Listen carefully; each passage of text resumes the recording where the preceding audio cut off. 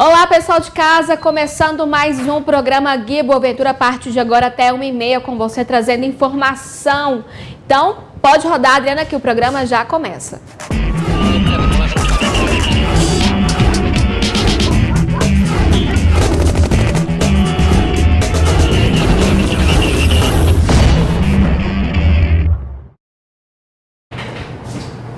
Olá, boa tarde para você, boa tarde ao pessoal de casa. Vamos começar primeiro mostrando o tempo, como está a situação agora em Patos de Minas, previsão do tempo.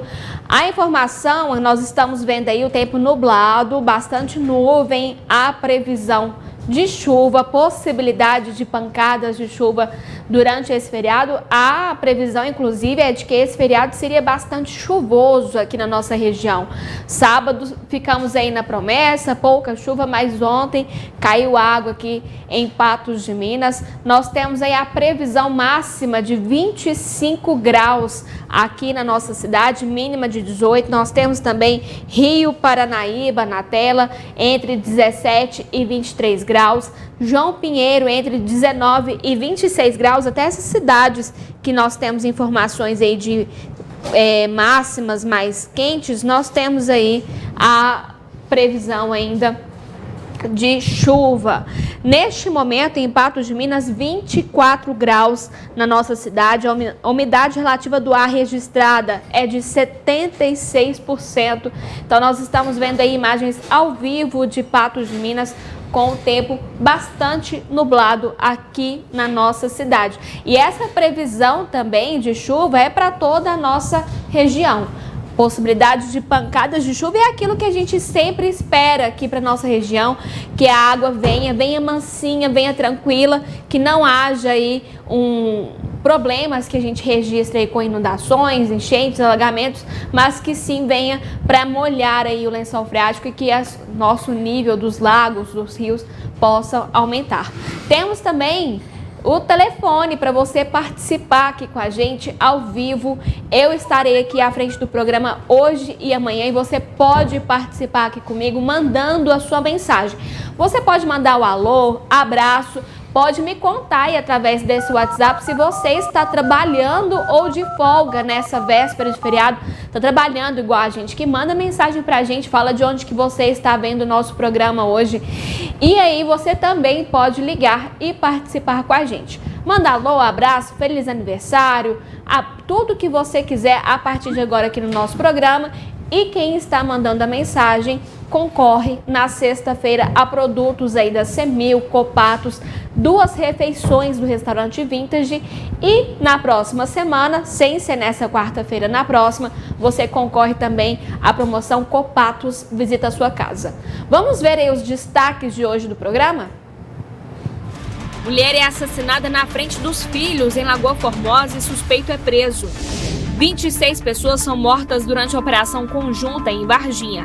Eles faziam parte de um grupo conhecido como Novo Cangaço e cometiam assaltos a bancos.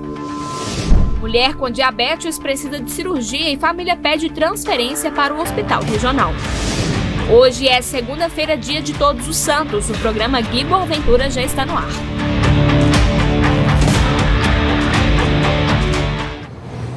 E atenção, porque ao vivo também nós vamos receber aqui estudantes do curso de Direito do Unipan, que vem falar aqui sobre temas muito importantes. Na semana passada nós falamos aqui sobre a pobreza menstrual, diversos temas aqui no nosso programa, sobre um evento, Semana Jurídica Acadêmica, que estava sendo realizada ali pelo Unipan. E nessa semana a gente continua a falar e vamos falar hoje sobre refugiados e um outro tema bastante atual também, que é sobre a cultura do cancelamento nas redes sociais. Então preste atenção, porque são temas super atuais. Mas antes de falarmos aqui, trazermos mais notícias no programa, hoje eu vou acionar a Paula Mota, que vem trazer informações aqui pra gente em relação aos dados da Covid-19 no Brasil, no estado de Minas Gerais e também em Patos de Minas. Boa tarde, Paula, seja bem-vinda aqui no programa de hoje comigo. Boa tarde, tudo bem com você? Tô bem, graças a Deus, e você? Prazer estar aqui com você, com o pessoal de casa. Tinha um tempinho já que eu não vim aqui, né? A gente nunca fez essa parceria aqui no programa do Gui, né? Primeira vez. Verdade, verdade. Mas aqui trazendo os dados da Covid-19, primeiro a nível nacional, o Brasil registrou, o mês de outubro, né, registrou o menor número aí de mortes desde abril de 2020. E hoje são 21.808.554 casos, além de 607.860 mortes. É um número ainda elevado, né? As pessoas continuam sendo infectadas, continuam morrendo por conta dessa doença, que a gente pode reforçar que os cuidados eles devem ser mantidos, o uso de máscaras, o distanciamento social ainda é prudente de ser feito, né, Ayandra? É verdade, Paula. Em relação ao estado, como nós começamos essa semana aí de feriado em Minas Gerais? Minas Gerais são 2.185.536 casos registrados e óbitos são 55.588. Não foram divulgados pelo estado os dados das cidades ainda. Acredito que por ser aí, né, véspera de feriado, a gente deve ter esses dados mais atualizados ao longo da semana. Pois é, Paulo, na sexta-feira nós comentávamos aqui, eu e o Gui, em relação a isso, né? Infelizmente, nos feriados, véspera de feriados, não são registrados dados atualizados. E nós precisamos desses dados porque servem como parâmetro e até para como não somente o governo municipal, no caso, vai agir em relação a essa doença, mas nós também ficarmos alerta em relação a esses dados. E aí nós temos pelo menos a divulgação em relação a todo o estado de Minas Gerais, mas não temos informação em relação, por exemplo, aqui em Patos de Minas, quando a gente se refere ao estado. E Patos de Minas, Paula, tem atualização? Então, os dados que a gente tem aqui até o momento são que casos tratados são 17.675, casos tratados são 17.073 e óbitos 551. A informação que nós demos aqui na sexta-feira eram 550 óbitos, né? E aí essa atualização do Simval, conhecido aqui de Patos de Minas, já trabalhou aqui na NTV, que o óbito dele ocorreu aí no meio da semana e foi atualizado, então, durante o dia de sexta-feira, chegando então a 551 óbitos. Mas a gente observa, Paula, que os dados lá do exame ainda são de semana passada. Somente hoje, né, que há a atualização dos leitos. Como está a ocupação desses leitos?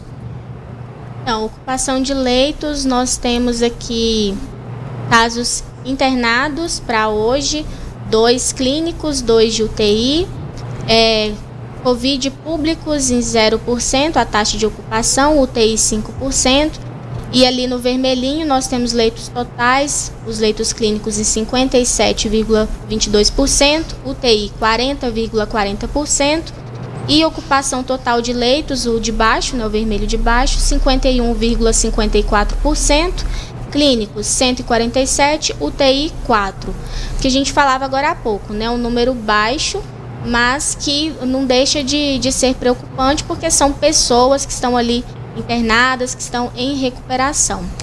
O que a gente observou semana passada é que haviam pessoas internadas somente em leitos de UTI. E hoje nós estamos vendo aí, pode voltar para a gente, Adriana, que não temos patenses internados em leitos clínicos nem em leitos de UTI, mas temos 2 pessoas da região internadas em leitos clínicos e 2 em leitos de UTI. Na semana passada, a ocupação de leitos estava em 0% de leitos clínicos. Hoje está aí a pouco acima de 4%, e quando a gente fala de leito de UTI, o número também é igual 4%.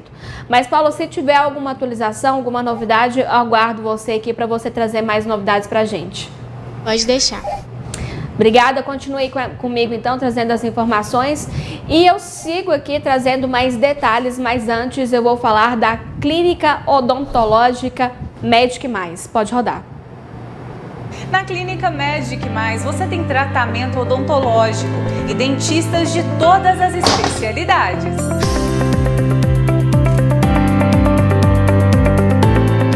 implantes dentários, aparelhos dentários fixos e removíveis, metálicos, estéticos e até aparelhos transparentes. Aqui na Magic Mais você faz também harmonização facial, botox, preenchimento e muito mais.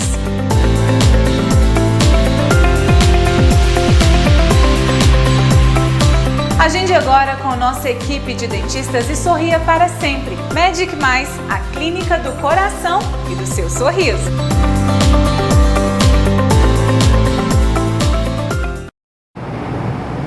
Pois é, e você quer ter um sorriso novo? Ter a sua autoestima de volta? Voltar a sorrir e se alimentar melhor? Então agende a sua avaliação com os dentistas da Clínica Odontológica Magic Mais, uma clínica completa. Na Clínica Odontológica Magic Mais você realiza qualquer tipo de tratamento odontológico, tratamento de aparelho, tratamento de canal, implantes, prótese dentária, extração de dentes cisos, limpeza, clareamento e muito mais. Ligue agora para esse número que aparece na sua tela e agende a sua avaliação. Rua General Osório, número 6 e Praça Desembargador Frederico 117. Os telefones estão aí na tela. Vamos seguir aqui porque uma mulher de 33 anos foi morta com uma facada no pescoço na frente dos filhos. O crime aconteceu na noite de sábado em Lagoa Formosa. O suspeito, que mantinha um relacionamento com a vítima, chegou a fugir, mas voltou ao local do crime e foi preso. Esse foi o segundo homicídio do ano na cidade. O homicídio aconteceu nessa casa, na rua Vovó Ubalda, no bairro Jardim Botânico, onde a vítima morava com os 2 filhos adolescentes. A vítima, identificada como Simone Aparecida da Silva, mantinha um relacionamento amoroso conturbado com o suspeito há cerca de 3 anos. Segundo o boletim de ocorrência, Cleiton Rocha Rodrigues, de 39 anos, mora em Patos de Minas e na noite de sexta-feira, Simone teria buscado Cleiton e o levado para a casa dela. Eles teriam passado a noite juntos. No sábado, Cleiton foi para um bar e teria recebido ligação de Simone discutindo a relação. Nesse momento, o homem teria retornado para a casa da mulher, mas ela não estava no local. Um dos filhos de Simone teria dito a ele que ela havia saído com um amigo do casal. Cleiton aguardou Simone voltar para casa e os dois tiveram uma discussão. Durante a briga, Cleiton esfaqueou Simone no pescoço. Em seguida, um dos filhos da vítima tentou segurar o suspeito, mas ele saiu do local e foi em direção a um matagal próximo à casa. Pela imagem de uma câmera de segurança, foi possível ver que ele caminha tranquilamente pela rua, enquanto os filhos da vítima pedem socorro aos vizinhos. É possível ouvir gritos de desespero e o homem ainda olha para trás. Você fica aí, mãe. A mulher caiu do lado de dentro da casa em frente ao portão. Ela perdeu muito sangue. Foram os vizinhos que colocaram Simone no carro dela e a levaram para o hospital municipal, mas ela não resistiu ao ferimento. Um vizinho, que preferiu não se identificar, contou como foi o socorro. Eu vi com ela já caída, já muito sangue, e eles tentando já carregar para levar para o hospital mais rápido. Tava algumas pessoas que estavam no aniversário aqui perto e os filhos dela. Eu ajudei a colocar no carro, e aí eles colocaram no carro da família mesmo e levaram rapidão para o hospital. Tinha um corte no pescoço, mas estava escuro no local, não consegui ver como foi o corte, a forma correta, mas só falaram que tinha sido um corte no pescoço. Ela estava sem sinais vitais, já estava em desmaio, mas estava com pulso e respiração ainda. Apesar de ter fugido do local e se escondido no mato, segundo o boletim de ocorrência, o suspeito deu a volta no quarteirão pelo mato e voltou para a cena do crime pela rua lateral da casa.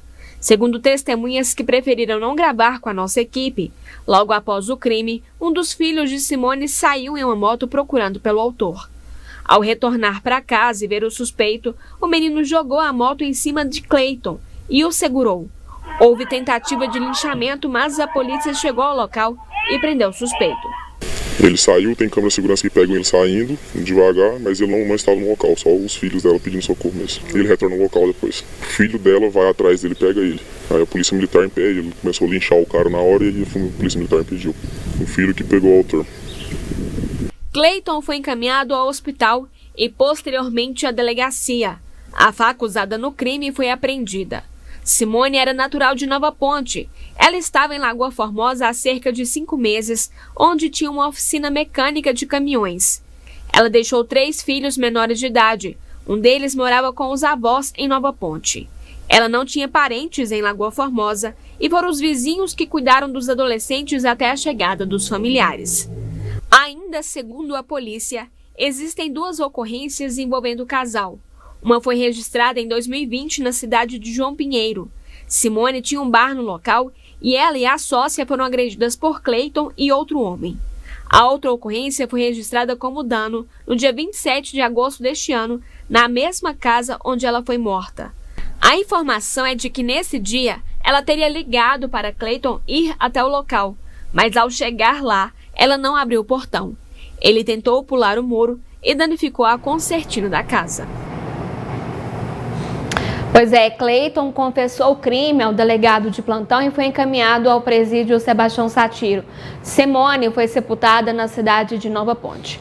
Agora, esse caso aí é mais um caso de feminicídio. Vai ser aberto agora o inquérito pela Polícia Civil, mas provavelmente vai ser tratado aí como feminicídio em decorrência dessas constantes brigas envolvendo aí esse casal que tinha um histórico de idas e vindas desse relacionamento.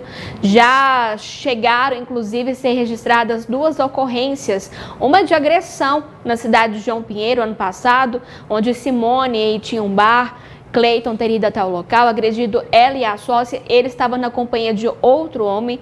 E agora esse recente, em agosto deste ano, quando Cleiton teria tentado invadir a casa de Simone e teria danificado a concertina do imóvel.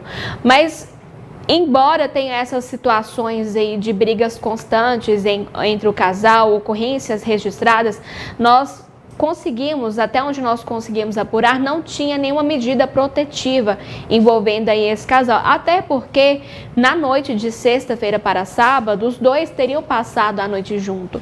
Teria sido a Simone que teria vindo aqui em Patos de Minas, onde o Cleiton mora, e buscado ele para passar a noite com ele. Então, é uma situação bastante complicada, lamentável.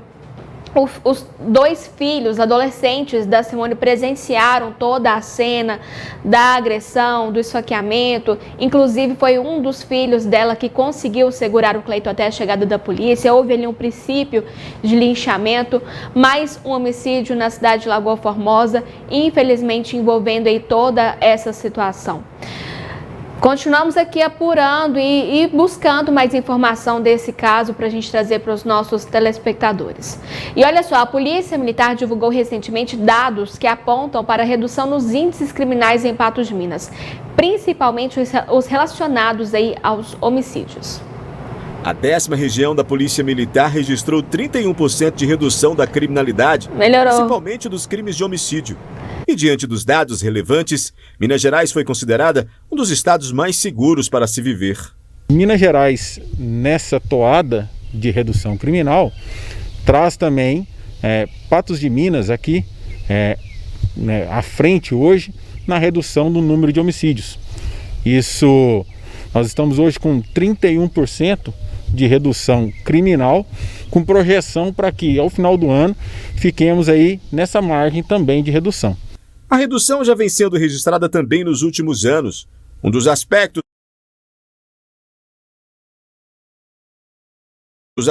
que influenciou nesses resultados foi o fato de estarmos em uma região onde os empreendedorismos são fortes e, nesse sentido, a Polícia Militar tem trabalhado ao longo dos últimos anos para promover maior segurança para aqueles que querem empreender. E a Polícia Militar voltada para a segurança de todos os cidadãos, mas principalmente também enganjada nas políticas estaduais para proteção, principalmente de quem quer empreender em Minas Gerais. Nós tivemos a felicidade de estar à frente aqui na 10ª região, nessa identidade organizacional, trabalhando no coração agromineiro, né? Trazendo policiamento e segurança no coração agromineiro. Os dados são referentes ao comparativo do período de janeiro a outubro deste ano com o mesmo período de 2020. A atuação também foi reforçada em crimes que resultam em homicídios. Dentre as principais ações, foram realizadas operações voltadas para crimes violentos, como o roubo e ainda da prevenção aos homicídios. As ações, elas partem principalmente da criação, desde o ano de 2019, do Núcleo de Prevenção de Homicídios. É óbvio que foram enganjadas várias ações em cima desse Núcleo de Prevenção de Homicídios criado.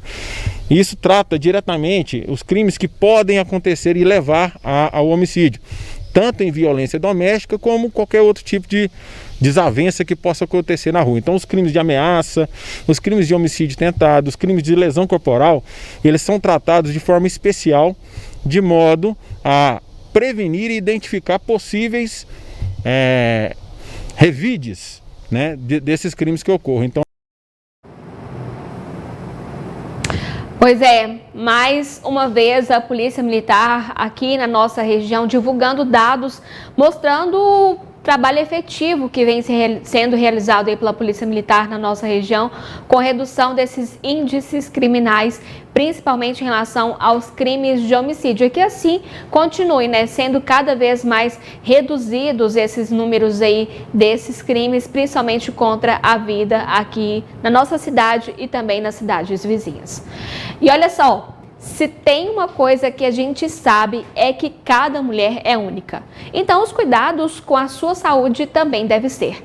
O NOG-HNSF, que é o Núcleo de Obstetrícia e Ginecologia HNSF, reúne o que é preciso para oferecer um atendimento humanizado e de altíssimo nível em cada uma das fases da vida da mulher, atuando ao lado das demais especialidades médicas, de uma forma a garantir um acompanhamento global e eficaz e contando com uma estrutura moderna e completa, com centro diagnóstico de imagens de ponta e o melhor bloco cirúrgico do Noroeste Mineiro. Então, se você precisar, já sabe, o HNSF cuida de você. HNSF é apaixonados pela vida. A Polícia Militar Rodoviária Federal e o Batalhão de Operações Policiais Especiais desencadeou nesse fim de semana uma operação que resultou na morte de 26 suspeitos de pertencerem a uma quadrilha de roubos a bancos. O confronto aconteceu em Varginha, aqui em Minas Gerais. De acordo com a Polícia Militar, os suspeitos seriam especialistas neste tipo de crime. Nesta última sexta-feira, servidores da Prefeitura de Lagoa Formosa recolheram centenas de peixes que apareceram mortos no interior da lagoa que dá nome ao município. Ainda não se sabe exatamente o que teria provocado a morte dos animais aquáticos, e ainda é possível encontrar alguns deles flutuando ou pelas bordas do espelho d'água. A Secretaria Municipal de Meio Ambiente de Lagoa Formosa informou que irá investigar o que poderá ter provocado a morte dos peixes. O que chamou a atenção dos moradores foi a morte de peixes grandes, alguns deles pesando até 12 quilos. A Polícia Militar de Meio Ambiente compareceu ao local para verificar a situação e recolher informações. Conforme a Polícia Militar, desde a manhã de sábado, informações davam conta de movimentações estranhas e de um possível ataque a instituições financeiras em Varginha. O BOP foi acionado durante a noite e, em conjunto com a Polícia Rodoviária Federal, houve a abordagem ao grupo durante a madrugada de domingo. Segundo a Polícia Rodoviária Federal, os confrontos com os homens ocorreram em 2 sítios diferentes, localizados em 2 saídas da cidade. Conforme o BOP, alguns dos suspeitos chegaram a ser socorridos com vida, mas não resistiram. Nenhum policial ficou ferido na ação. Ao todo foram apreendidas 26 armas, 2 adaptadores, 5.059 munições, 116 carregadores, capacetes à prova de balas, explosivos diversos, 12 coletes balísticos, 7 rádios comunicadores, 12 galões de gasolina de 18 litros cada e 4 galões de diesel de 100 litros cada. Entre as armas havia 1.50, além de fuzis e granadas. Pelo menos 12 veículos roubados que estavam com a quadrilha foram recuperados. Segundo o BOP, as características da quadrilha levam a crer que o grupo seja o mesmo que executou grandes assaltos nos últimos meses no país. Provavelmente, essa foi a maior operação referente a um novo cangaço no Brasil.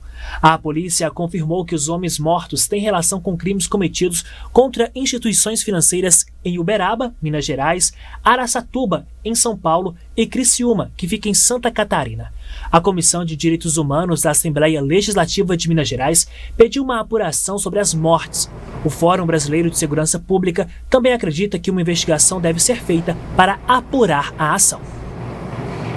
Pois é, uma grande operação envolvendo então diversas forças de segurança, como eu disse aqui nessa transição de hoje com o repórter Matheus Borges, apresentador.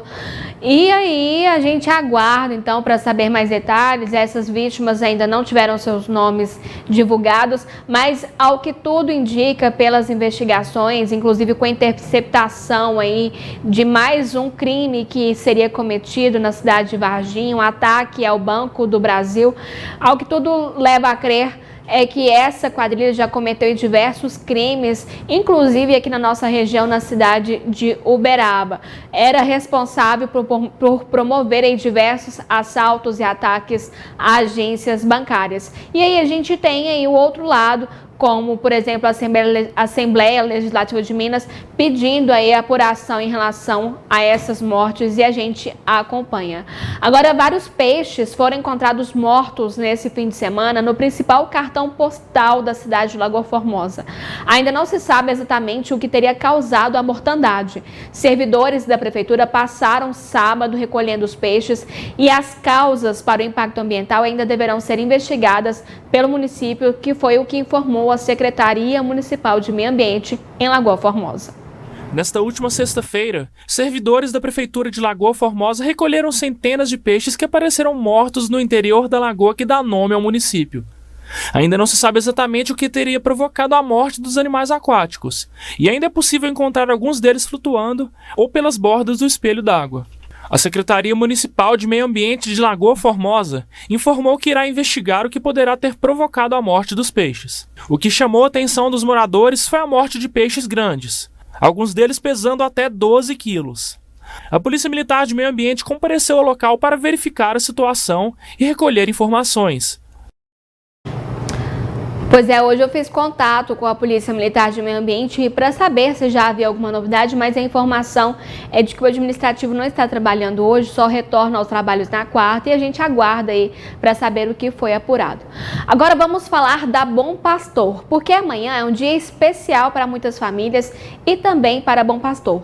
Nesses últimos tempos de pandemia, muitas famílias foram impedidas por questões de protocolos contra a Covid-19 de fazer a última homenagem e de se despedirem dos entes queridos.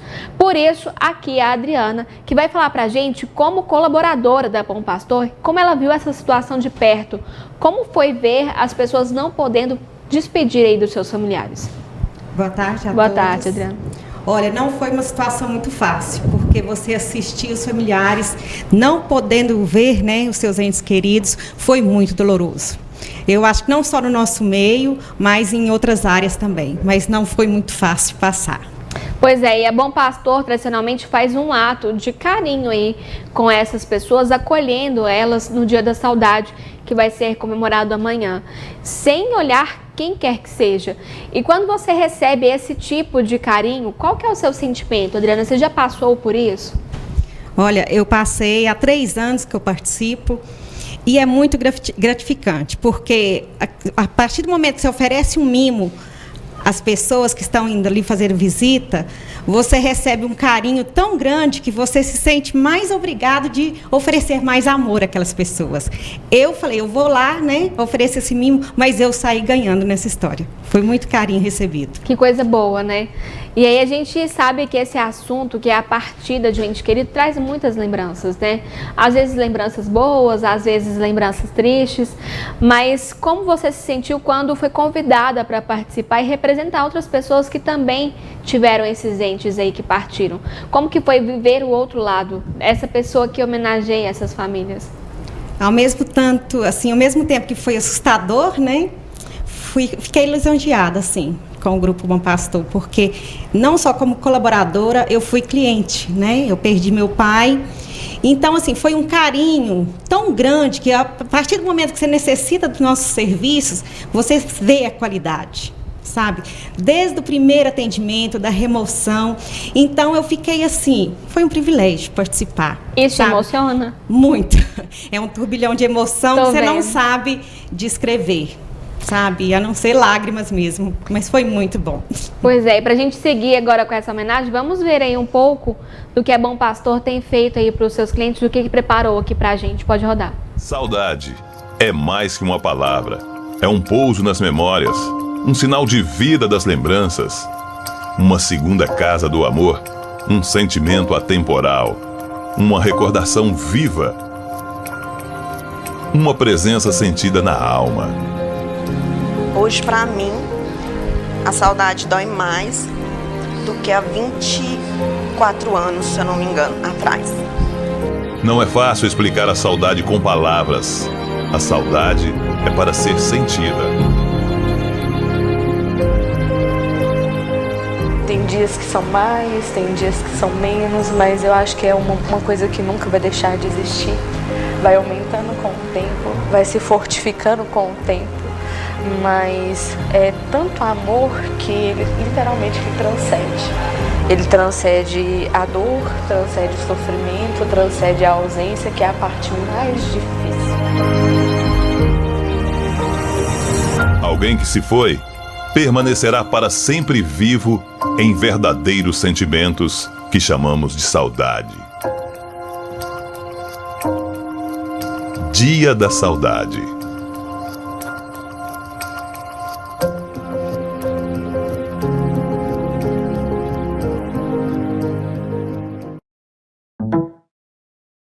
Né, Adriana? Dia da Saudade, que a gente possa lembrar dessa data, não como o Dia dos Mortos, mas esse Dia da Saudade mesmo, daquelas pessoas que nos fizeram tão bem enquanto estavam aqui com a gente.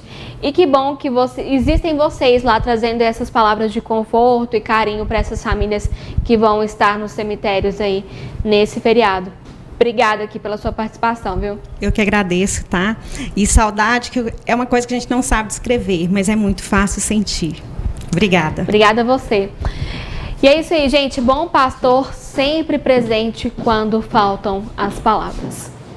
Vamos seguir aqui porque a Operação Finados 2021 da Polícia Rodoviária Federal segue até amanhã.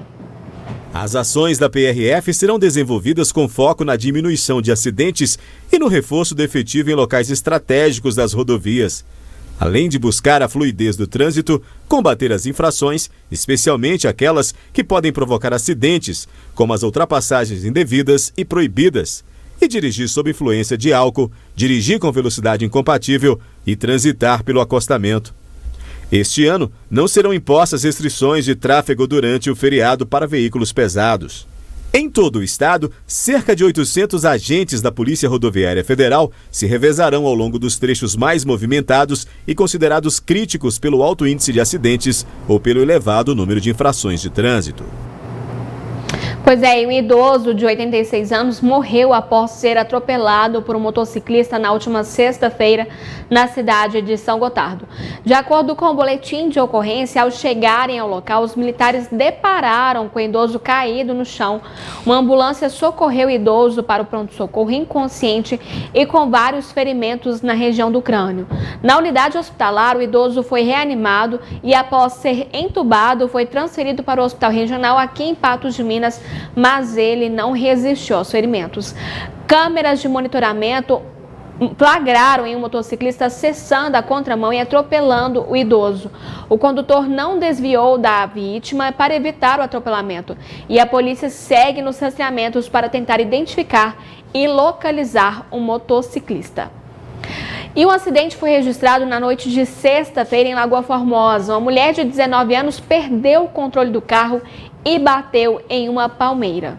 O acidente ocorreu por volta das 23 horas e 30 minutos, quando a jovem de 19 anos não conseguiu realizar uma curva na Avenida JK e subiu em um meio-fio. Descontrolada, ela colidiu com um veículo Toyota Yaris em uma palmeira na orla da lagoa, arrancando a árvore inteira, quase pela raiz.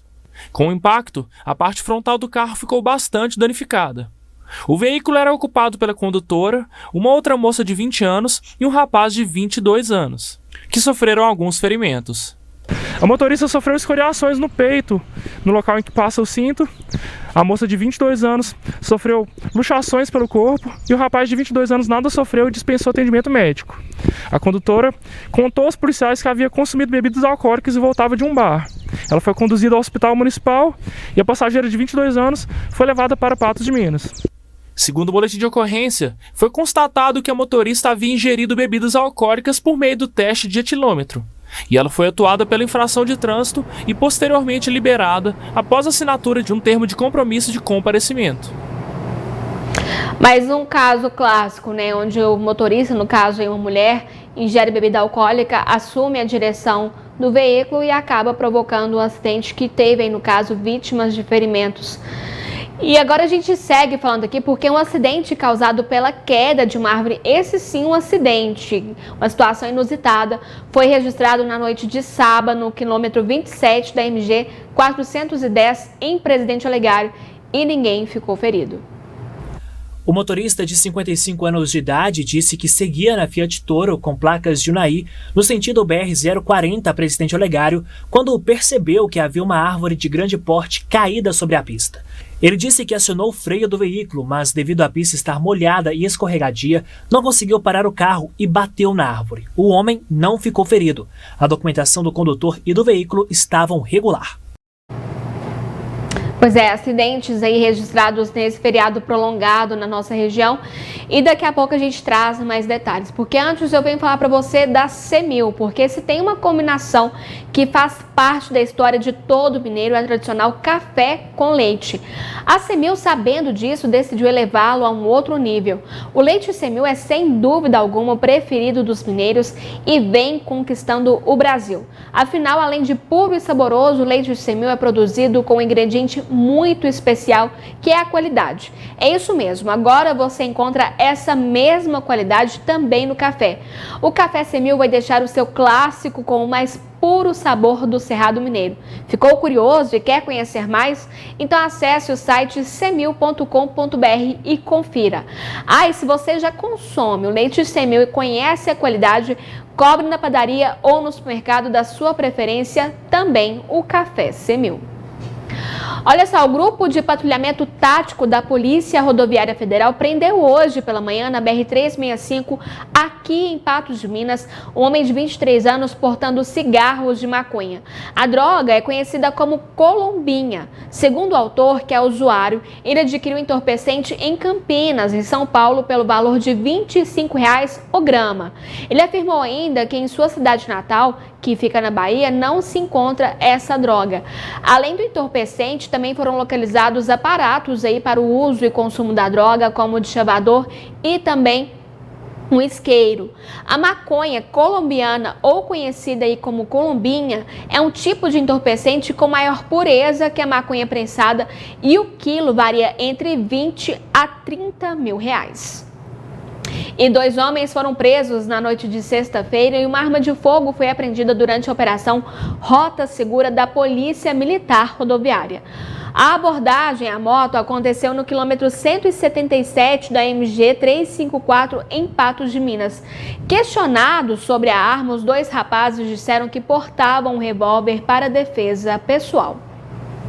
E o motorista de 32 anos que transportava 42 passageiros de forma irregular foi preso no sábado. O flagrante aconteceu no quilômetro 240 da BR-352 em Rio Paranaíba. O veículo com placa de Alagoas seguia do Paraná para o estado de Alagoas. Cada passageiro pagou R$ 400 pela viagem. O condutor confessou que não possui autorização para transporte pelo DENIT e não possuía lista de passageiros. Em fiscalização ao veículo, ficou constatado que ele não seguia o acordo estabelecido pelo CONTRAN com horário irregular. E olha só, frente a pedido da Advocacia Geral do Estado de Minas Gerais, a Justiça deferiu liminar proibindo organizadores, que são sindicatos e associações, entre outros, de aderir à eventual paralisação nacional dos caminhoneiros prevista para ocorrer hoje.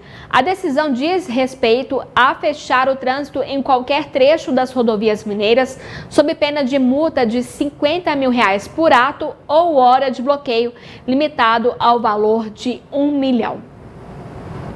Vamos mais um recado aqui, porque hoje o meu papo é com você que quer realizar o sonho do ensino superior. Chegou a hora da reviravolta. Seja o que você quiser ser agora. O Unipan espera por você e te ajuda a chegar lá. Na instituição, você vivencia a sua profissão antes mesmo de chegar no mercado de trabalho. São 30 cursos de graduação, 25 de pós-graduação, 24 EAD, 5 técnicos, além do colégio universitário. E você quer fazer parte desse mundo de oportunidades? Então fique atento, pois as inscrições para o vestibular 2022 estão abertas. Então não deixe de fazer a sua. Para saber mais, acesse o site vestibular.unipan.edu.br ou ligue no 0800 940 4006. A prova acontecerá no dia 5 de dezembro, das 13 às 18 horas. Então, Unipan, educação que transforma. Aquela vontade de mudar, de fugir do comum, mudar o visual, ampliar meu círculo de amizades, de conhecimento, valorizar aquilo que me dá prazer. A minha reviravolta é ser feliz agora. Vestibular Unipan 2022. Seja o que quiser ser agora. E você que está aí me assistindo hoje, atendeu ao meu chamado, mandou o seu recado para o WhatsApp que vai aparecer aí na tela, 999474515. Está participando aqui comigo para contar de onde que você está assistindo, se você está trabalhando ou não nesse feriado, está mandando a sua parabenização, seu abraço.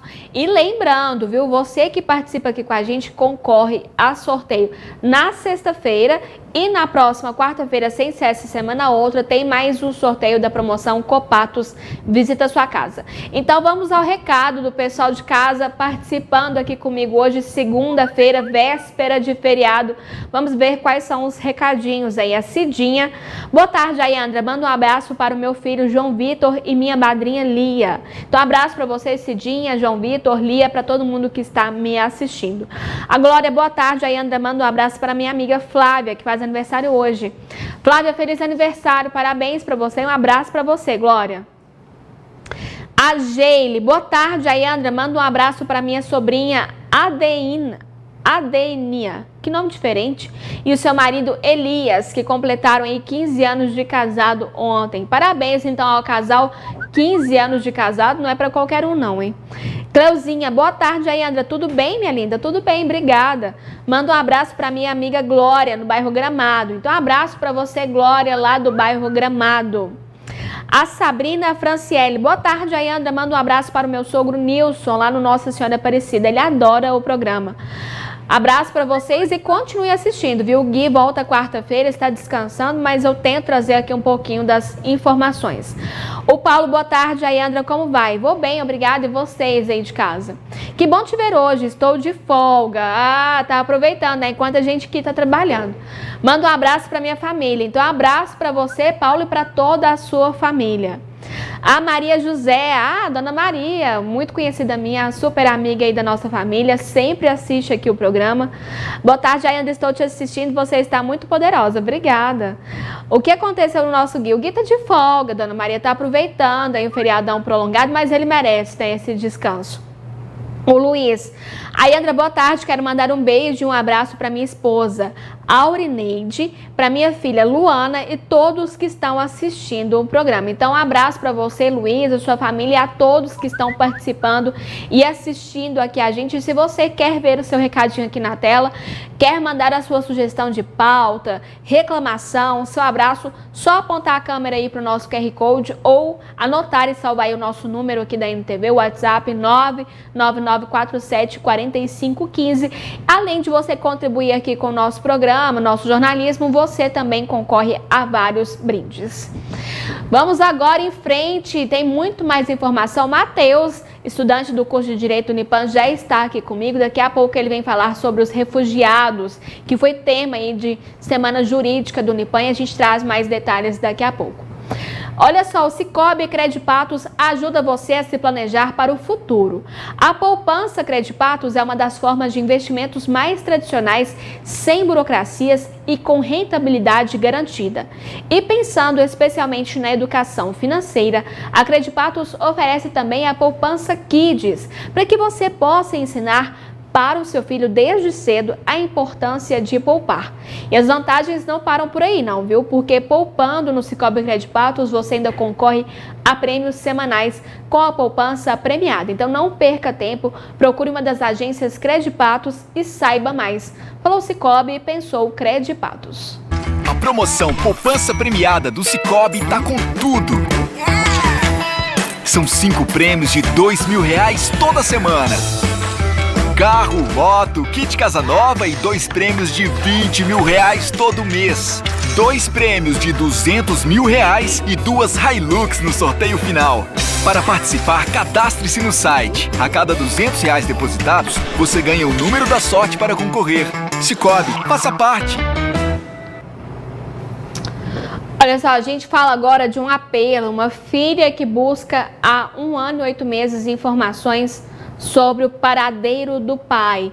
Essa é a busca aí por um homem que está desaparecido aqui na nossa cidade e essa família faz esse apelo pelas informações em relação ao senhor Jacques. Já temos aí no ponto a reportagem? Pode rodar. Jacques Caixeta de Queiroz, de 82 anos, está desaparecido desde o dia 24 de fevereiro de 2020. Ele morava na rua Duque de Caxias, bairro Várzea, em Patos de Minas. A filha, Beatriz, conta que o idoso saiu de casa numa segunda-feira e não retornou. As buscas foram incansáveis. 1 ano e 8 meses depois, e Beatriz ainda não teve nenhuma notícia do paradeiro do pai.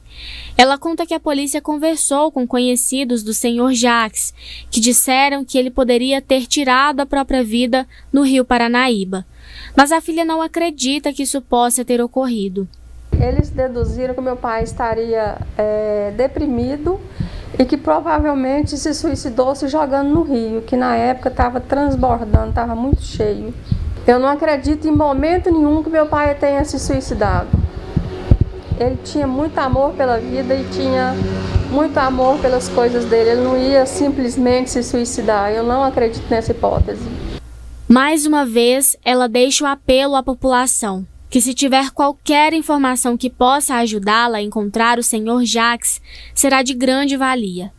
O idoso usava aparelho auditivo, uma bengala metálica para caminhar, e costumava vestir calça social, camisa xadrez, não se sabe exatamente qual a cor, e estava sempre de boné. Os telefones para contato são 349-9301-0009 ou 34-3823-8738, que são os telefones da Beatriz. Na verdade, está todo mundo tocando a vida, porque de certa forma a gente já procurou em tudo que a gente podia, a gente fez tudo que pôde, mas eu não me conformo, não consigo deixar isso para trás e eu me sinto de mão atada e eu não posso fazer mais nada. O que eu posso fazer? Eu posso vir aqui e pedir, se alguém souber de alguma coisa, por pior que seja, que entre em contato, né? É a única coisa que eu ainda posso fazer. Pois é, a situação é lamentável, essa filha que busca pelo paradeiro do pai. E a gente tem aí a informação,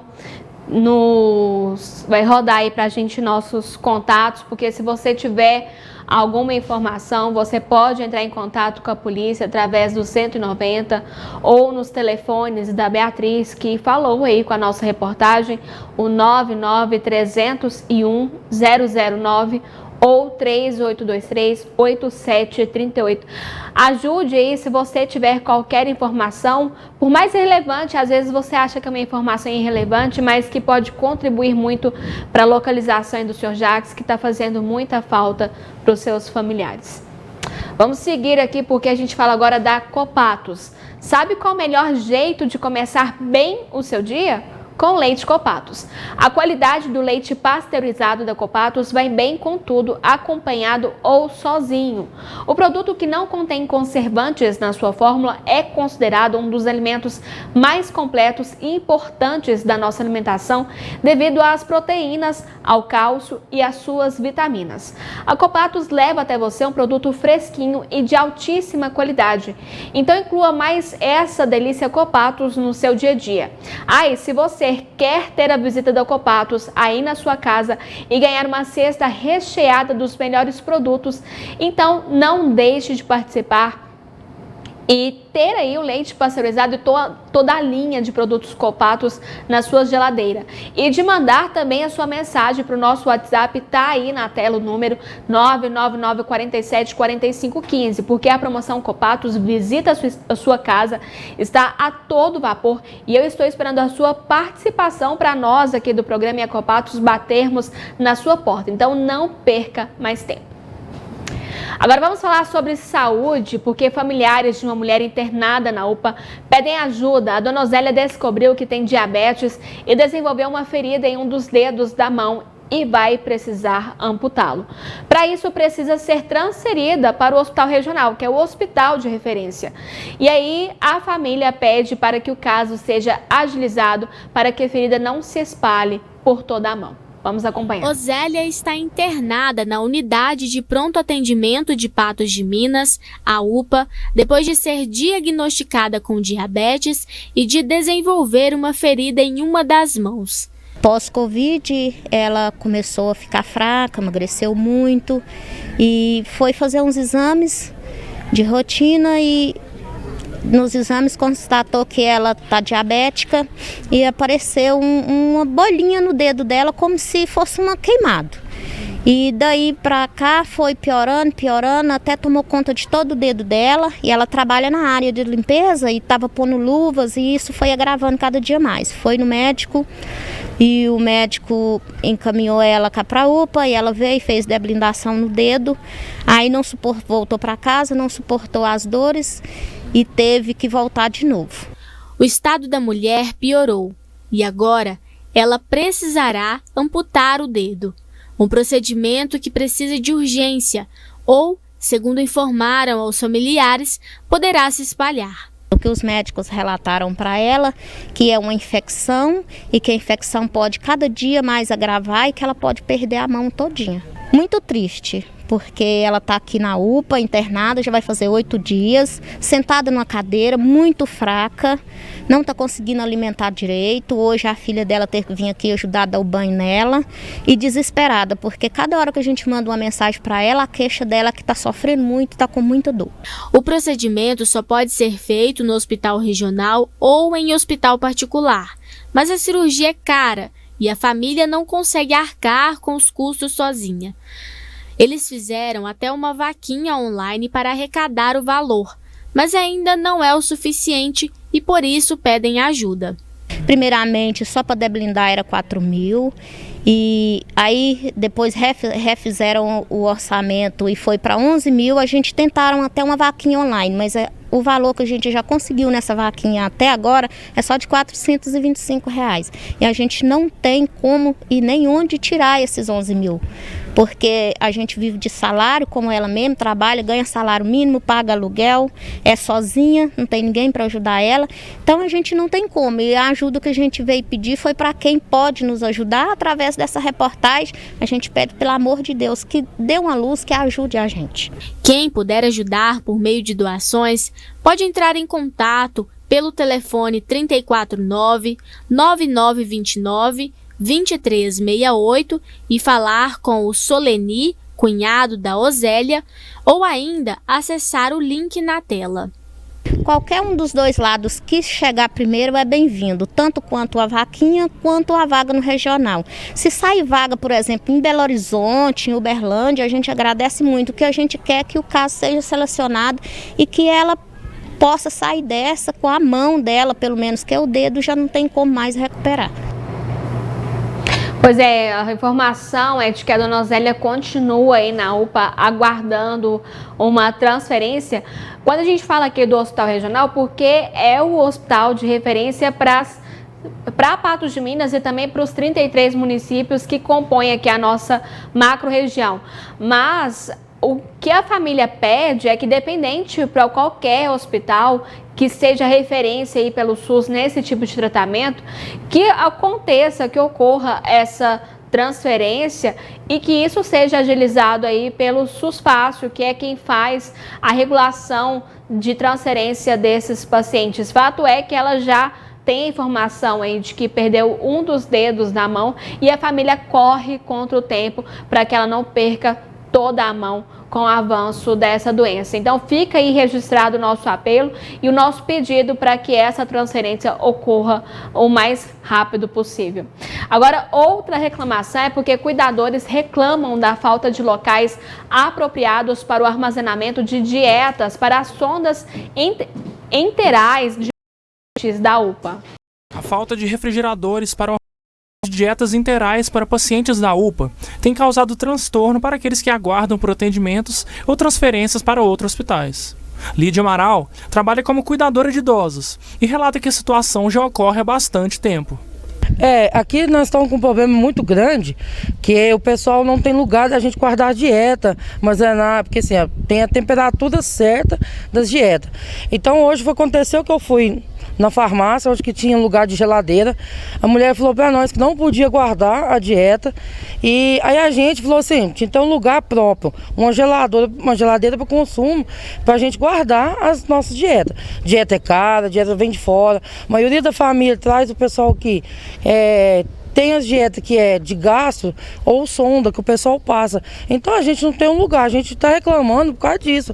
Tem um lugar para a gente guardar. De acordo com a cuidadora, a orientação foi de que os próprios pacientes trouxessem caixas de isopor para armazenar as dietas. Entretanto, o meio não é apropriado para a preservação correta dos alimentos. A gente tinha que pegar, providenciar um isopor e para colocar as dietas. É um lugar que não mantém a temperatura certa e é perigoso perder a dieta e a gente passar uma dieta vencida para o paciente, que acontece perder. Lídia espera que a situação seja resolvida e que uma forma apropriada de resfriamento das dietas seja disponibilizada aos usuários da UPA. Sempre está acontecendo isso. Antigamente tinha um lugar da gente guardar, que a gente guardava na cozinha. Então a gente não tem acesso mais à cozinha, porque a vigilância sanitária não deixa a gente ter acesso à cozinha. Então a gente queria ter só uma geladeira para a gente guardar nossas dietas, que é dos pacientes que a gente cuida. Pois é, segundo a Prefeitura, as medidas necessárias para resolver esse problema já foram tomadas e o problema já está solucionado. Vamos agora dar início àquele tema que eu havia falado aqui com vocês, mas antes eu tenho um recadinho da Farmácia Nacional. Pode rodar. Olá! Hoje venho falar para você de duas grandes referências. Uma é que a Farmácia Nacional já chegou em uma das avenidas referências de Patos de Minas, a Avenida Fátima Porto. E outra é que toda a procedência e variedade que você já conhece e confia, agora estão bem pertinho de você. É muito mais comodidade para o seu dia a dia. Venha conhecer a nossa nova loja e conferir tudo o que preparamos especialmente para você.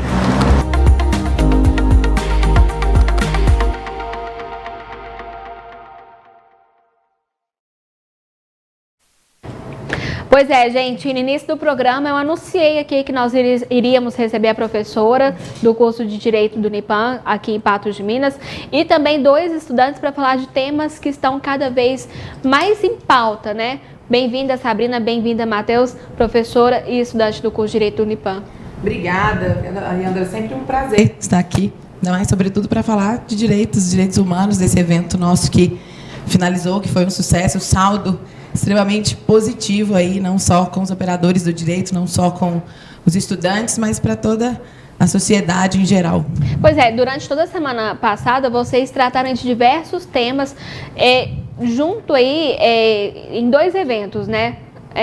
A questão da pesquisa jurídica, acadêmica, mas também tratando aí de temas envolvidos aí ao ser humano, né? Exatamente. E aí foi uma semana inteira de evento online, várias pessoas puderam participar. Qual foi o saldo que vocês tiraram disso e como que isso é importante para a experiência mesmo dos estudantes, Sabrina? Exatamente, André. Foi uma dobradinha, né? Eu brinquei até um dia, eu estive aqui no Guia divulgando, e porque foi um congresso de direitos humanos ao mesmo tempo que essa semana da pesquisa jurídica, semana que onde os estudantes, né, os nossos alunos e os demais que vieram também participar conosco, eles são os protagonistas.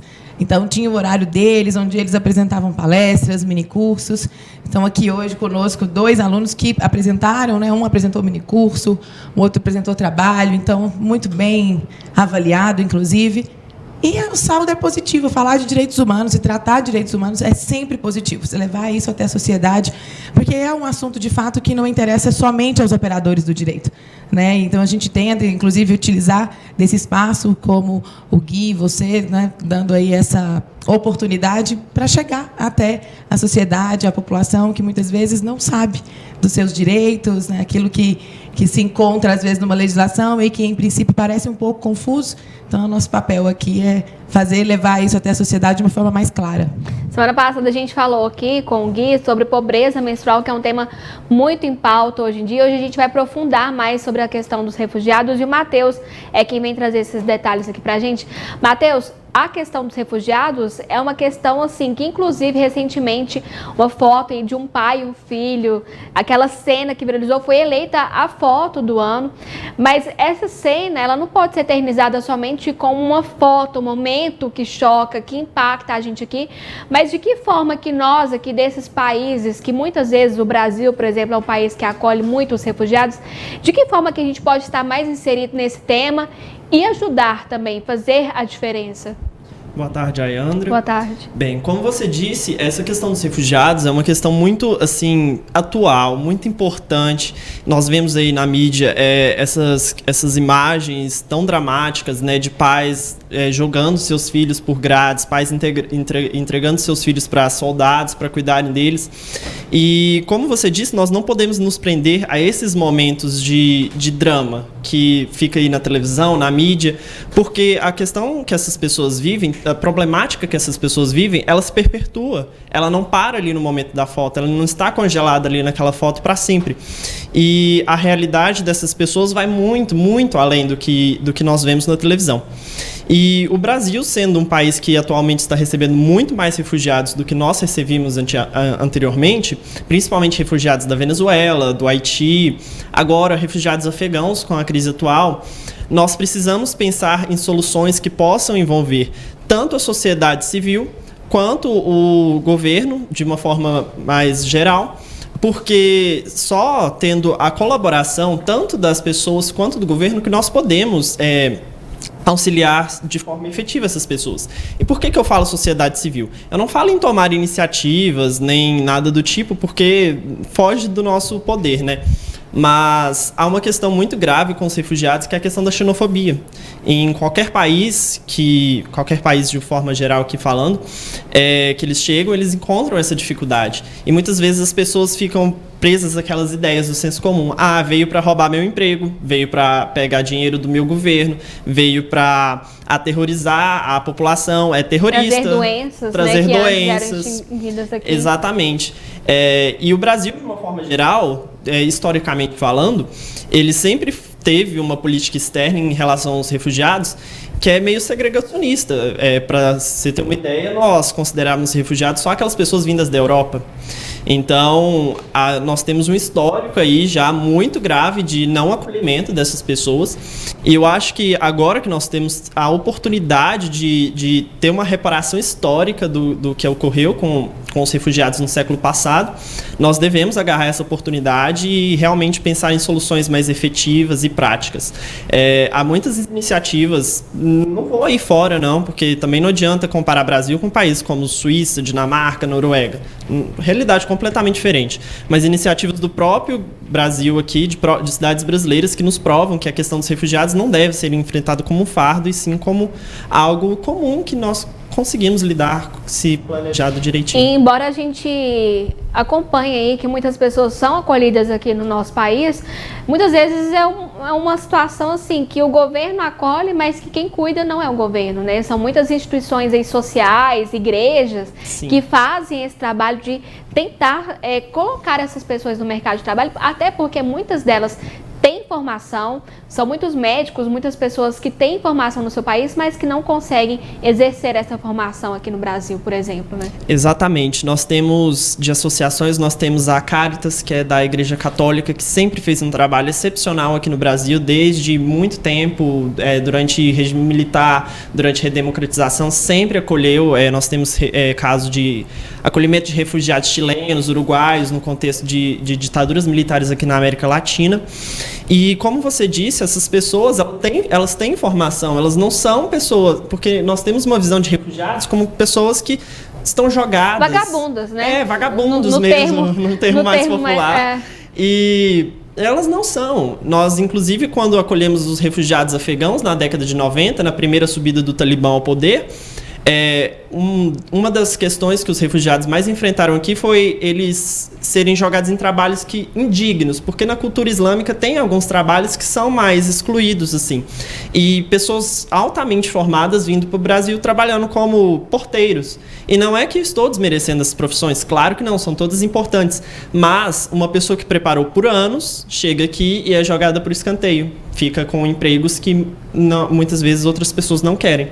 Então, agora com a acolhida de refugiadas afegãs aqui no país, pela Associação de Magistrados do Brasil, eu espero que consigam corrigir esse erro, né? Porque são operadoras do direito que podem trazer uma visão totalmente diferente para o nosso ordenamento jurídico e somar ao que nós estamos produzindo aqui no Brasil. O Brasil tem um ordenamento jurídico muito bom, mas nós sempre podemos receber ideias novas, né? Uma lei de lá que às vezes acha interessante, algo na prática que lá deu certo, aqui não está sendo colocado em prática, então nós podemos pensar nessa perspectiva de sempre somar. E que a gente possa olhar por um ponto de vista também, que a gente possa aprender com essas pessoas, não somente ensinar, acolhê-las, mas elas têm muita cultura rica para ensinar para a gente, para trazer aqui para a gente.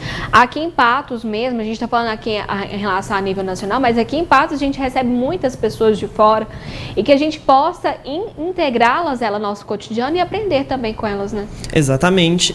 Nós temos no Brasil uma mixagem cultural muito grande. E muitas vezes, tipo, nós adoramos, né, ir num restaurante japonês, num restaurante italiano, de culinária francesa. Por que não um restaurante de culinária afegã? Ou, às vezes, um teatro que traz realidade desses países. Então, nós temos que ver a cultura deles não como um parasita dentro da nossa, e sim como algo a somar. Nós temos uma mixagem cultural muito grande, há espaço para todos. Matheus, obrigada aqui pela sua participação, por esse esclarecimento. Enquanto você troca de lugar com o Henrique, que vem falar pra gente aqui mais sobre a questão da cultura do cancelamento, quero falar com você, Sabrina.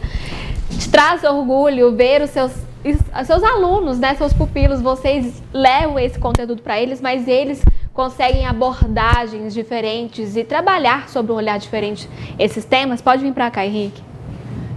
Você deve estar vendo que ele vai falando, meu olhinho brilha, né? Não tem como. Eu sou professora também de direitos humanos, consumidor, processo, mas os direitos humanos sempre é um tema muito caro à sociedade. E eu acho, no caso, o Matheus está no 4º período. Está só começando, Está começando, né? E já fala bem, já é todo interessado.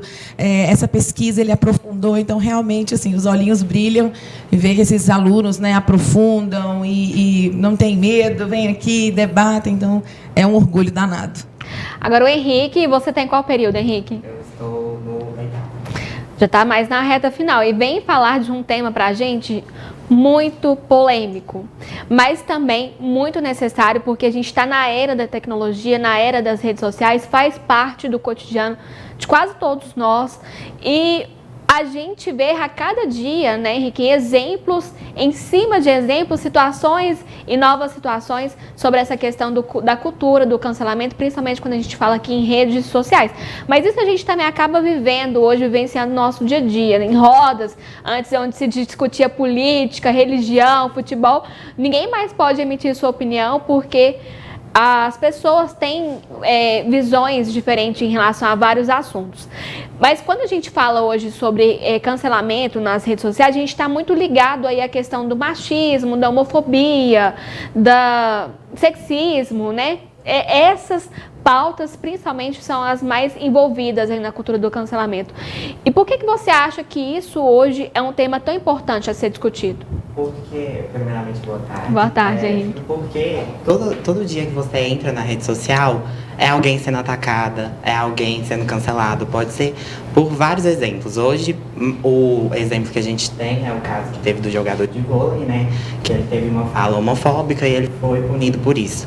Mas, enfim, pode ser qualquer assunto, não somente esses assuntos polêmicos, mas também isso pode se transformar um problema porque isso transcende a tela. Isso você pode ver que um exemplo também foi a Carol Conká, que foi quando eu comecei a escrever o meu TCC, foi mais por causa do Big Brother, né? Por causa que estava muito... O tema estava assim, sendo...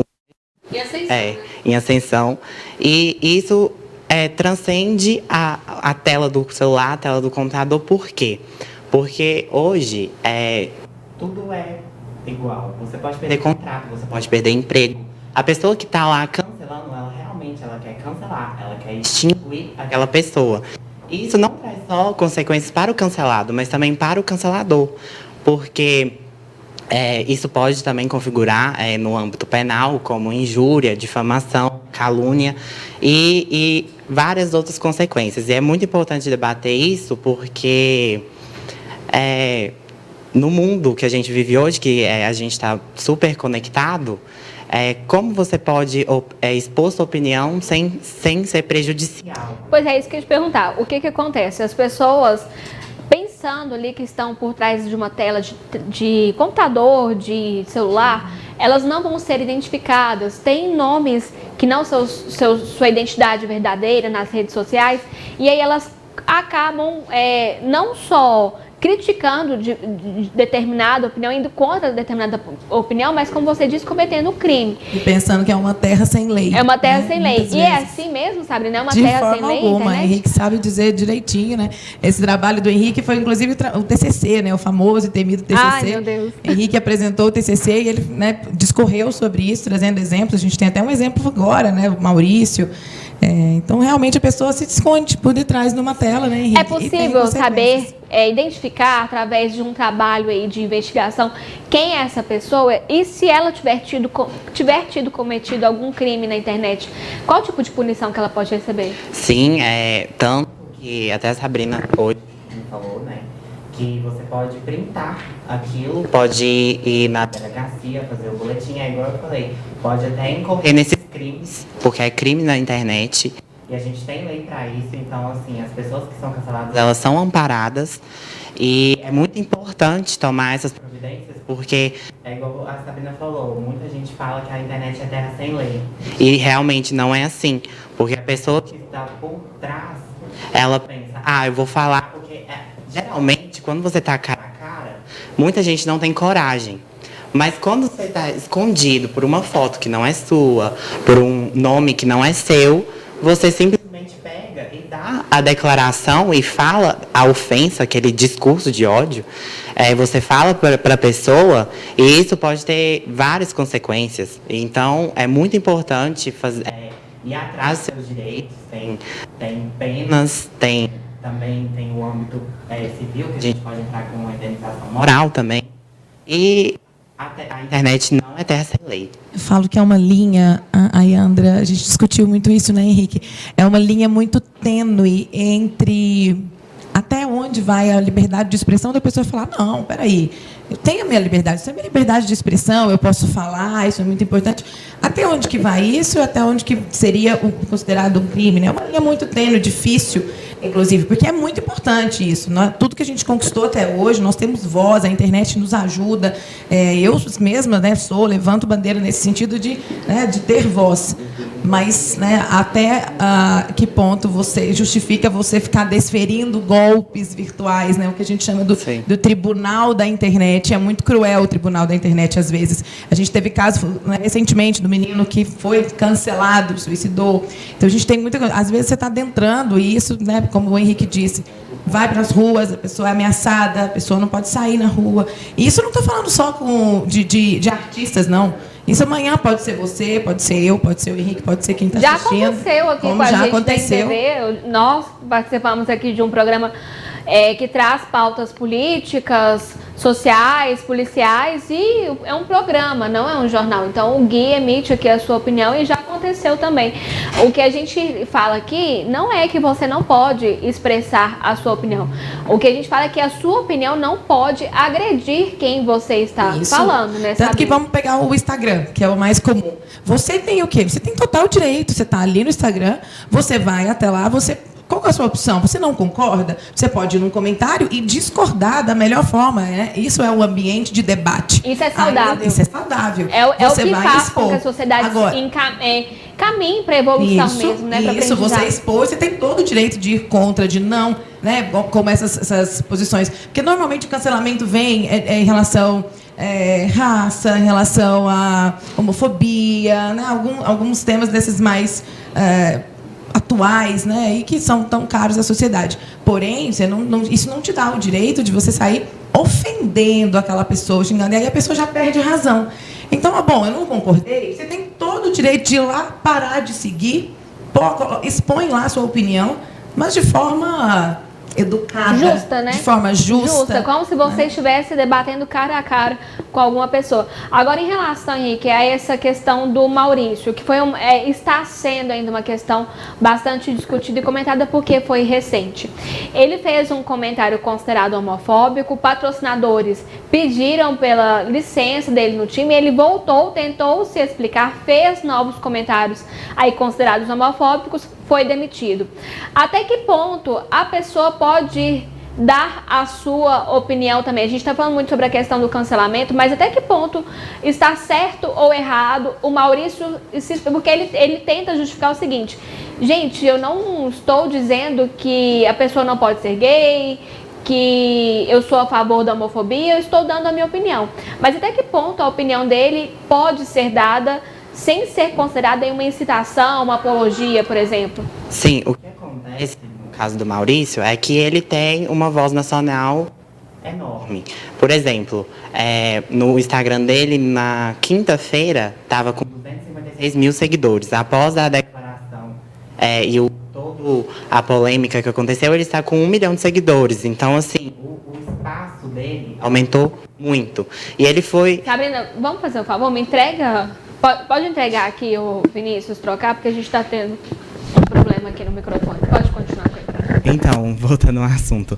Então, o espaço dele, o Instagram dele, voltou com uma grande quantidade de seguidores. Então, é muito importante debater sobre o assunto que a gente fala aqui agora, porque as falas deles foi considerada homofóbica e no momento em que ele se retratou, ele se retratou numa plataforma que foi no Twitter, onde ele tinha apenas 100 seguidores. Então, no espaço onde ele colocou a opinião dele, que foi a polêmica, foi num espaço enorme, que um monte de gente viu, repercutiu, e onde ele foi retratar com essas pessoas, porque a homofobia mata, onde ele foi retratar foi numa plataforma que não tem tanta visibilidade. Então... como você falou, os patrocinadores pediram que se retirasse do time. E isso é uma consequência, porque você está mexendo no trabalho da pessoa, você está mexendo no emprego da pessoa. Então, é muito importante, pelo fato, igual eu errei, a pessoa considerar que errou, mas ela não sofrer tanto, sabe? Porque muita gente aponta muito o dedo para julgar, como a Sabrina falou, o tribunal da internet está aí, porque o cancelamento eu quero cancelar essa pessoa, eu quero acabar com ela, eu quero acabar com a vida dela. Isso. E pode finalizar. Pode terminar. Não, é só porque só que o Maurício, né, o que a gente fala, o Maurício, a Pugliese, quando fez uma festa no início da pandemia, essas pessoas nacionalmente e internacionalmente conhecidas, elas têm uma responsabilidade, né, social, né, o que ela leva, o que ela fala, tem uma carga por detrás. E ela tem patrocinadores. Então, aí já entra, né, o que a gente disse, toda a responsabilidade perante os seus patrocinadores. Então, assim, ou seja, não é chegar também, vou expor minha opinião, ok, mas você vai correr o risco. Porque você mexe com isso, tem que ter o cuidado. Você vai correr o risco de repente, patrocinadores. Isso vai ser uma questão muito provavelmente judicializada, quem sabe, né, de uma indenização, de expor opinião, liberdade de expressão. Isso acaba sendo judicializado como tudo aí vem sendo, né? Então, realmente é uma linha muito tênue, isso tem que ser muito bem discutido, debatido, mas eu acho que a gente sempre tem que partir do princípio da boa educação, né? Do bom senso, da razoabilidade, de você pensar 2 vezes, poderia estar sendo comigo. Eu acho que a empatia sempre é nessas horas, né? Até porque, foi como você falou, a liberdade de expressão, ela não é, aqui no Brasil, ela não é ilimitada. Então, você não pode chegar na internet e falar absurdos e que você vai ser bem recebido. E como a Sabrina falou, vai tudo pro judiciário, né? Acaba indo. Tá certo, gente. Agradeço muito a participação de vocês aqui. Sabrina, pré-feriado, podia estar aí descansando, mas trouxeram mais conhecimento e enriqueceram aqui o nosso programa, com certeza. Obrigada, Ayandra. Já dei aula, estou desde as 7 dando aula, vou dar aula à noite. Agradeço mais uma vez pelo espaço, né? O programa do Gui, você, sempre nos dando aí esse espaço que é muito importante para levar essas informações à sociedade. Para quem não participou conosco, quem não acompanhou ao vivo, toda a programação foi transmitida ao vivo e gravada. Então, agora, se você acessar o YouTube no canal Direito Unipan, está tudo lá. Todas essas palestras, essa apresentação de trabalhos, né, quem está pretendendo ir para o direito, quiser ver um pouquinho, gostinho de algumas palestras e alguns trabalhos dos alunos, estamos à disposição lá no canal com todo o material. E não só do direito, né? Todos os assuntos que nós falamos aqui são de conhecimento para o dia a dia mesmo, porque são temas que estão aí na mídia, no nosso convívio social e que a gente precisa entender, saber pelo menos um pouco, até para que a gente possa aproveitar isso para o nosso dia a dia, né? Com certeza, para todos, não só operadores do direito, mas para toda a sociedade. Eu deixo aqui meu abraço, muito obrigada, agradecer também os nossos alunos, que da vez passada e agora vieram, né? Realmente um orgulho, né? Não só para mim, mas para todo o corpo docente, para o Unipan, e pelo espaço, né? Ótimo feriado aí a todos vocês e boa semana. Obrigada, Sabrina. Obrigada, Henrique, Matheus. Conto com vocês aí para futuras participações. Estamos à disposição sempre. Tá certo. Tchau, tchau. Olha só, funcionando além da sua capacidade e necessitando de reestruturação, nós vimos agora há pouco 2 reclamações em relação aos pacientes que estavam internados aqui na UPA de Patos de Minas. E aí a UPA recebeu na sexta-feira um aporte de vários equipamentos. Vamos ver. A entrega das camas automáticas, monitores cardíacos e aparelho de eletrocardiograma na unidade de pronto atendimento do bairro Jardim Peluso foi realizada pela secretária municipal de saúde, Ana Carolina Caixeta Magalhães, e pelo prefeito Luiz Eduardo Falcão. Esses equipamentos eles vão específicos para a emergência da UPA, então para atender os pacientes de maior gravidade, assim que chega, o paciente às vezes precisa ser monitorado com uma especificidade maior para ver função do coração, pressão mais exata na gravidade, eles vão para lá, então vai auxiliar muito, tanto a equipe de enfermagem e a equipe médica. As camas, como são monitorizadas, elas conseguem abaixar tanto a altura quanto a cabeceira, virar, isso facilita no momento da emergência, de intubação do paciente. Então é um ganho muito grande para a UPA, fora que a gente sempre precisa de leito aqui, né?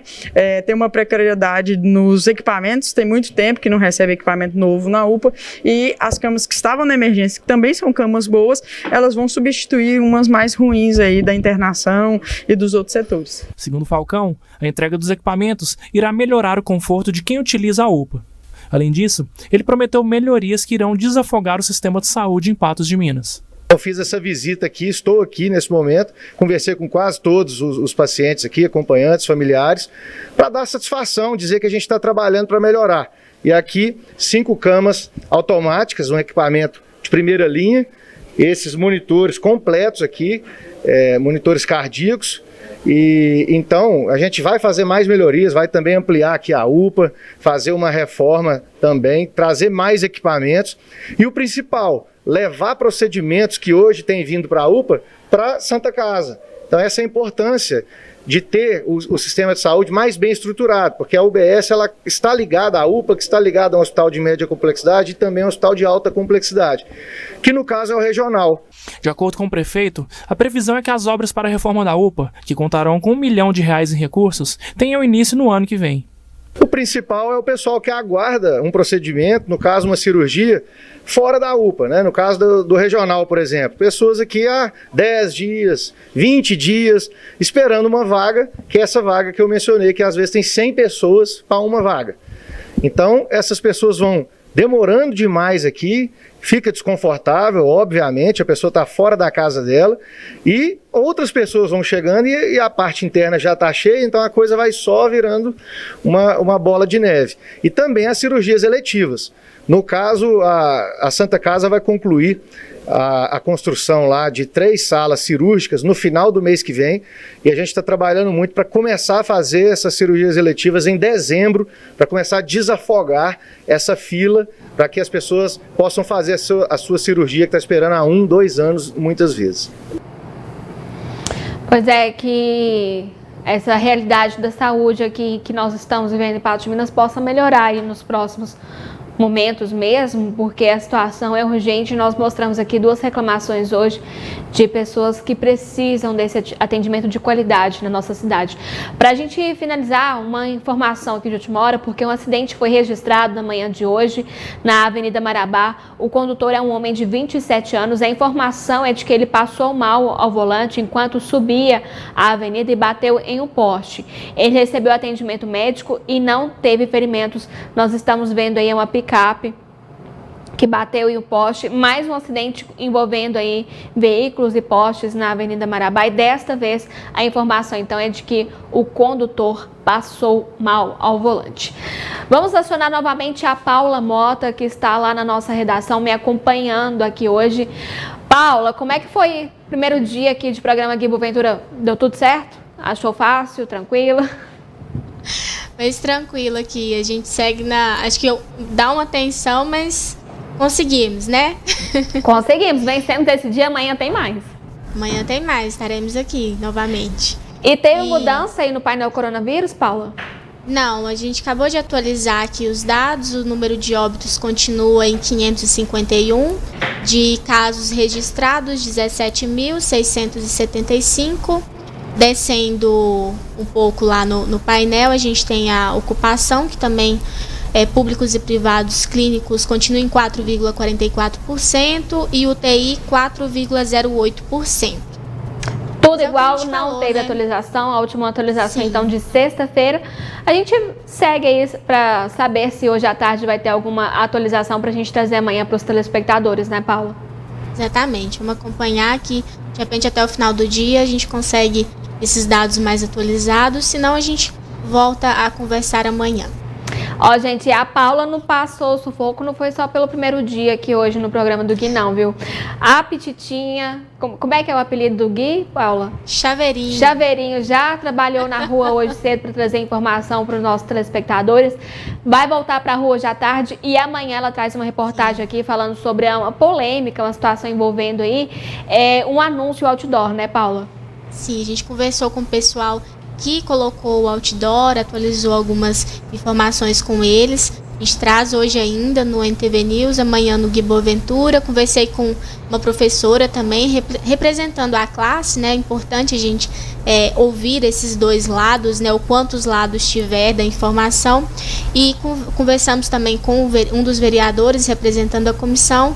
Vou finalizar o texto agora e até mais tarde está pronto aí para o pessoal acompanhar. para o pessoal de casa entender, toda aquela polêmica envolvendo aí a visita de um vereador a uma escola municipal, criticando o professor que estaria lecionando ali ideologia de gênero dentro da escola. Isso veio para a Câmara, houve uma carta de repúdio da Comissão de Educação. Depois disso, então, o movimento nas ruas aqui em Patos de Minas publicou um outdoor criticando novamente o conteúdo, né, sendo ensinado de ideologia de gênero nas escolas. E aí houve uma carta aberta dos professores, mais uma vez envolvimento aí da Comissão de Educação da Câmara, e a gente segue acompanhando.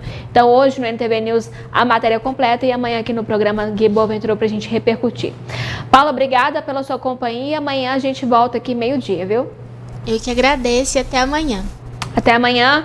Sigo aqui porque eu vou falar o recado do pessoal de casa participando com a gente aí pelo WhatsApp 999474515. Boa tarde, Ayandra, aqui é a Nayara. Quero mandar um abraço para o meu irmão Gabriel.